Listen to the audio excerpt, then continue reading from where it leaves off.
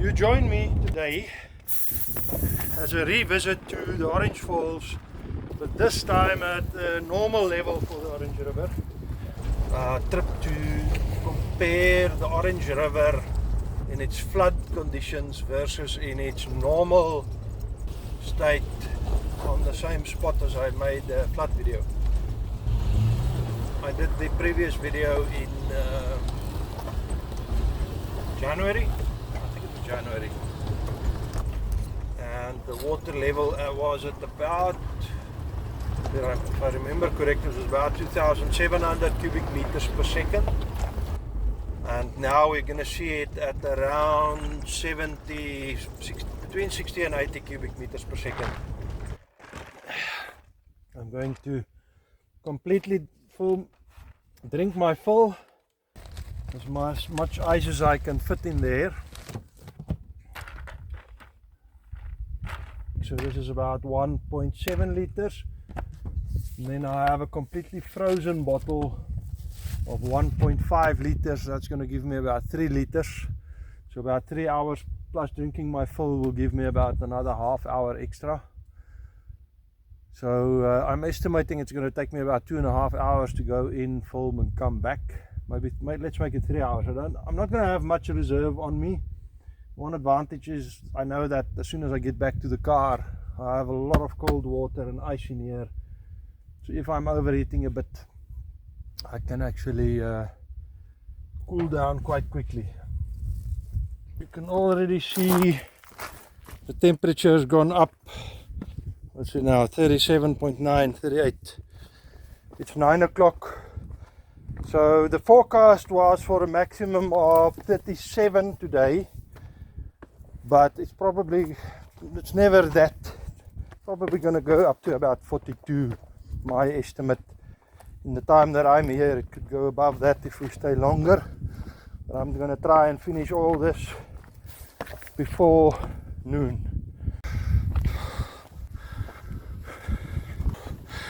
I'll see in a moment whether I have the footage of this particular area in the flood, during the flood, and I think we'll start to do comparison from here on in.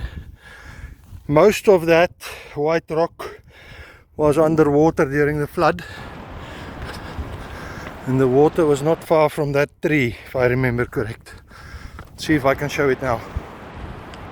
So as you can see in the old video, all of this here was underwater, and I had to skirt around there. And if we look ahead, for those who have been following my videos, you'll recognize it, or maybe not recognize it, because the vast difference in river level. It's a video I did in, I think, January. One of the first videos I did with the drone, and now I want to do a comparison. Big fish just jumped there. But let's not get ahead of ourselves. What I wanted to say is, for those who only recently joined, maybe better to go and watch that video first. I'll put a link up somewhere there, or of the previous video, the first video, and then as a comparison we'll look at this one. Note that the drone is flying at a much lower level now than it did during the flood. If I flew at this level during the flood, the drone would probably have been underwater, or at least touching some of the waves. Something else to keep in mind, and I'll show it in a clip in a little while, is the scale of the rocks and the scenery is deceiving. Keep an eye out for when you see me in the footage, and that will give you a better perspective of the scale of these rocks in the river.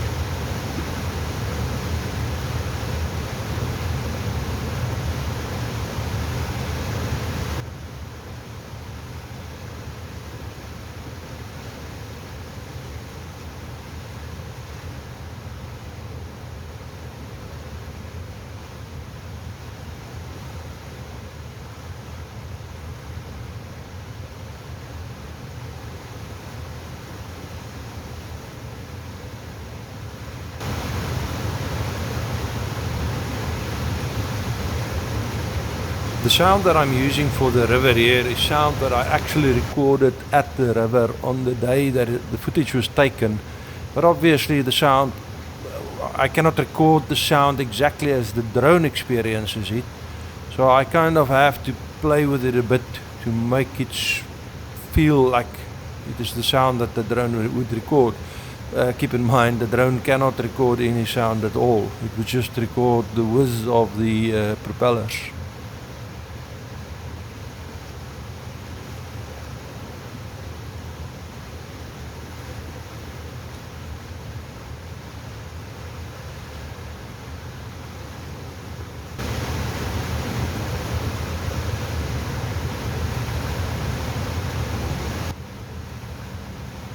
While I take all of my footage in 4K and try to edit the video so that it is high definition, suitable for watching on a large screen television, I have to compress it somewhat for YouTube.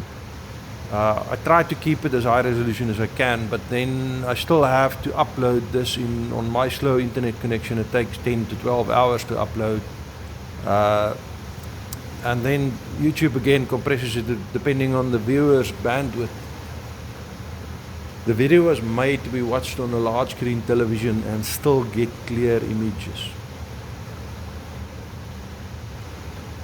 This is a comparison video, and initially I'll show the differences at this level versus the flood level, but near the end of the video I don't want to stretch the video too much, but I want to show the beautiful gorge.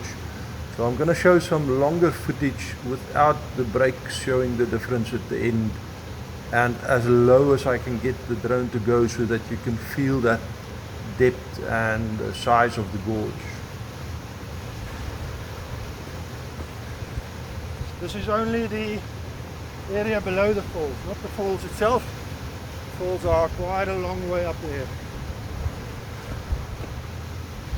Again, everywhere you find debris where I'm walking now, which was underwater all the way up there, and when you look at where the river is,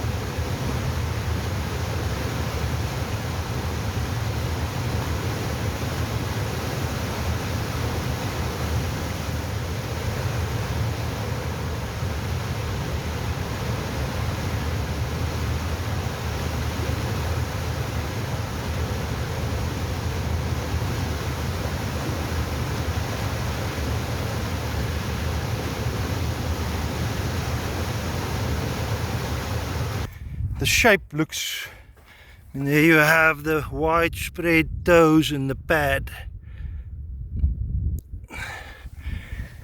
One would say I'm seeing leopard tracks everywhere. I don't know, but these look like it. If that is the case, there are 4 rows of tracks. 2 going that direction, 1 crossing from here to the river, and there's another one here that goes in that direction.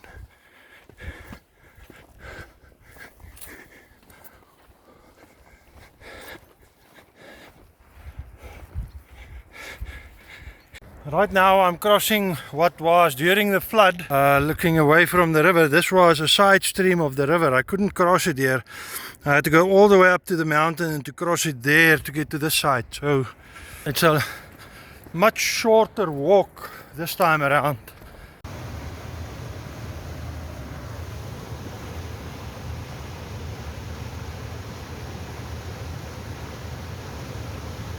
So This area during the flood was much wider, but as you come up to this spot, specifically that gap,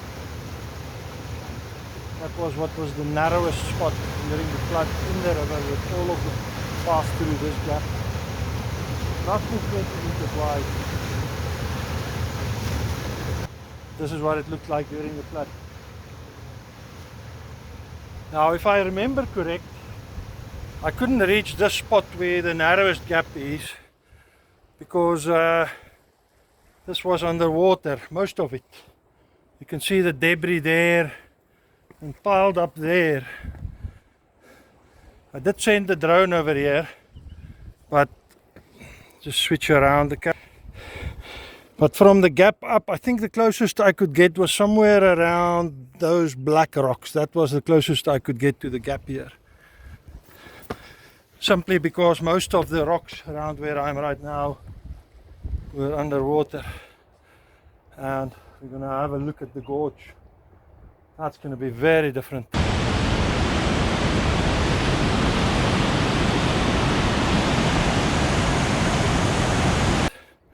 going to fly the drone up to copy, to match what I did during the flood. The difference is I'm going to be flowing much lower than what the water level would have been. Probably do it both ways. Do it approximately at the level that the water was, which is approximately the level we are standing now, and then do it low down in the gorge. The water here is about between 8 and 10 meters lower now than during the flood, roughly. I mean, I'm seeing debris where I'm walking, and it's a long way down to the river. It's quite difficult to get the scale of the gorge here. I'm going to throw a rock in the water, the arch and the drop will give you an idea what it's like, a better idea.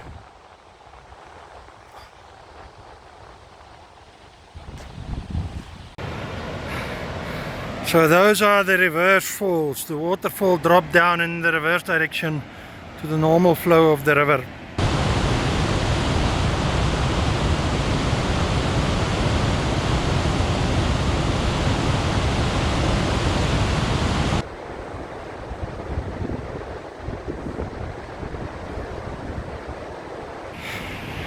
And I'll do a drone flight in a moment.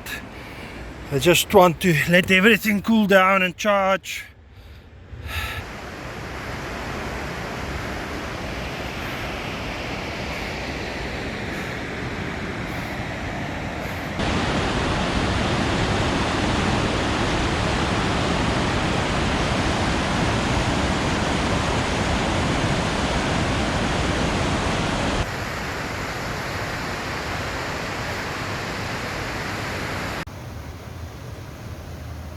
So I know I've mentioned this gap before, but I just find it incredible that the whole of the Orange River, even during flood, fits through this little gap.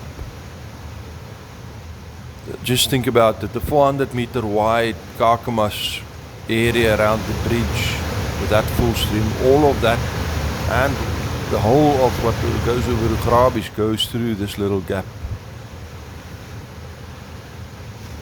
We're currently at just above the level that the water was at its maximum level. It was just close to the bottom of these trees. And it's a bit difficult to get the scale of the gorge. I'll show in a moment where I'm standing for scale. Now the water coming down on the left hand side here is the actual reverse falls, where part of the stream goes around and then drops back in the wrong direction into the gorge. This is the gorge filled up. That's me on the right for scale.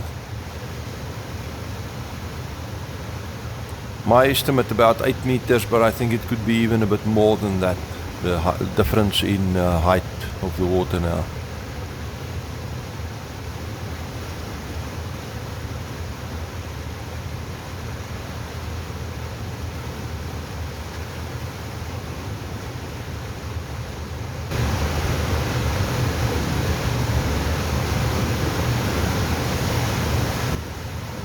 I wanted to do the flight at this level and in this way, lifting out of the gorge, to have the direct comparison to a flight I did in January.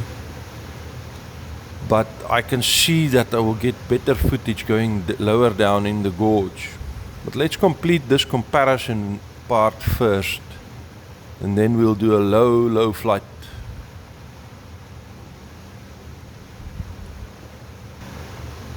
Just look at the difference there.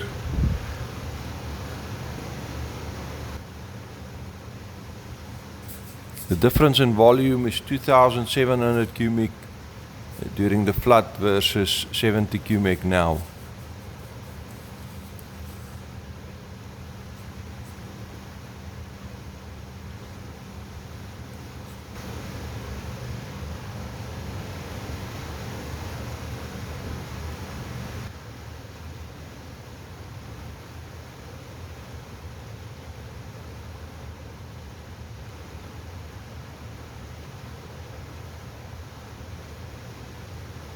Try to stay at roughly the same level that I did the flight at during the flood.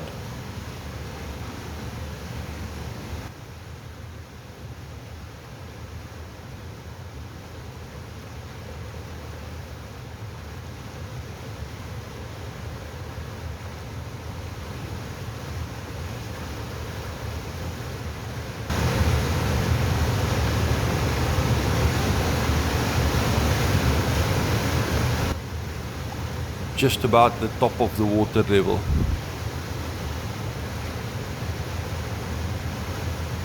Again, I think it would be a lot better footage going down at just above water level, but I'll do that in a second separate flight.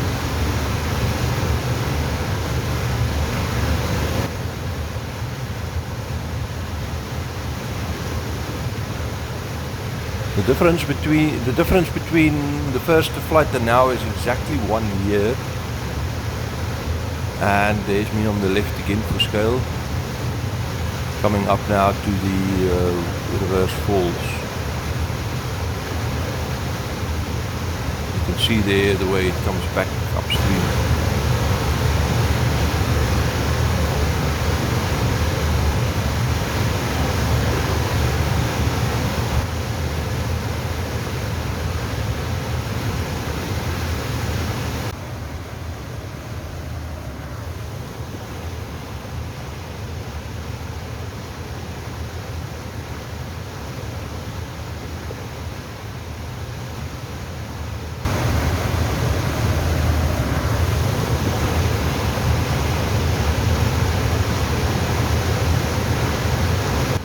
Now we're going to stop the comparisons because we're going to do a low level flight with the drone. Would have been about 5 meters under the flood level, just going up this beautiful gorge. I remember rowing down the gorge in I think it was 1998, having some close calls in some of these rapids.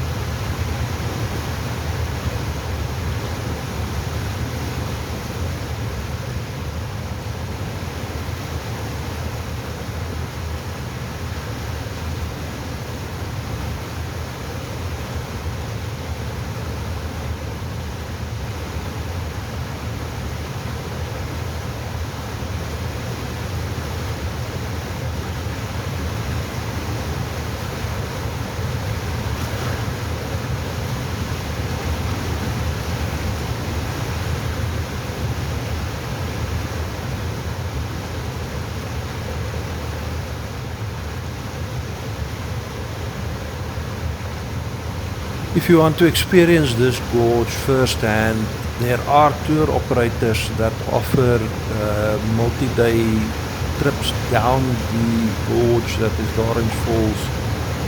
If you look up Orange Falls, Orange River rafting and Onsepkans, you will get hold of them.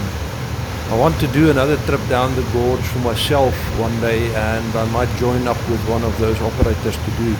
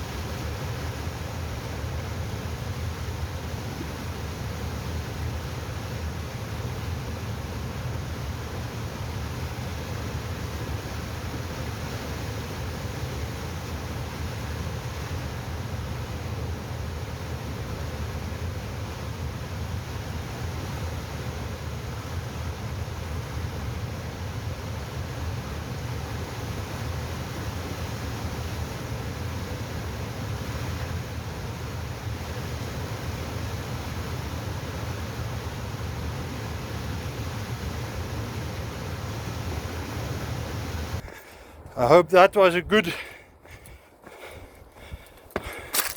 comparison between normal and flood level flows.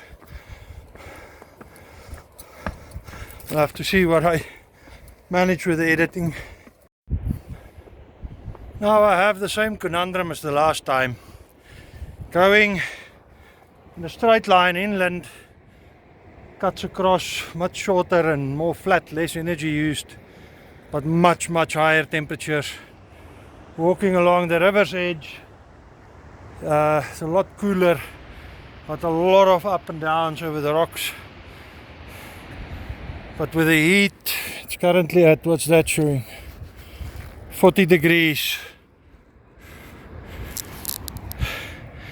40 degrees, so I'm going to choose the river again. And along the river. The sandy spots is really harsh. You can feel that radiation, that heat. What's it showing? 42.7. Better to get closer to the water.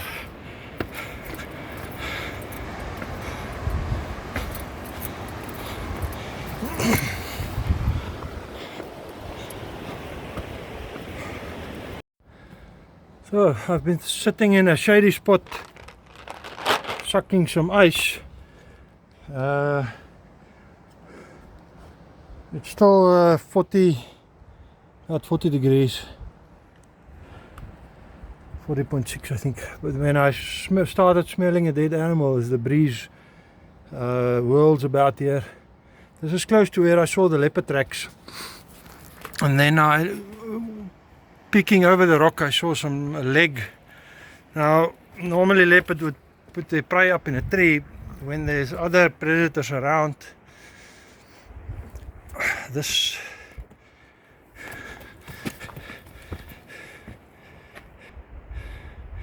that looks like a kudu leg. I don't know where the rest of the animal is.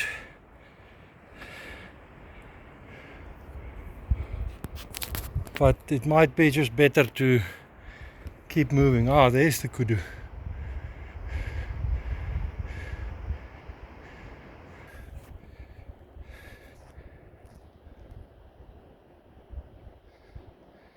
No, not the youngish kudu, a big kudu.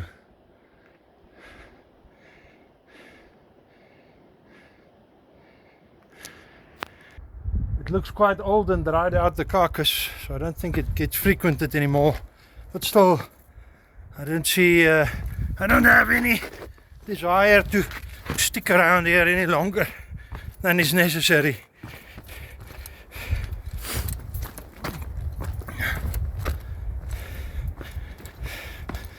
Just keep watching around my back as well. Because if that is leopard dinner, that's not going to be a small leopard, because that's quite a big kudu. I'm sitting under yet another shady tree. As far as I can figure out, this is the last shady tree I'm going to have on my way back to the car. I'm not that far from the car. I'm about another 600 meters or so. So one good push and I'm there.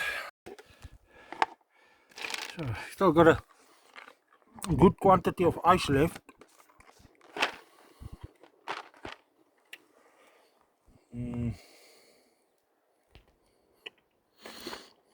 41.3.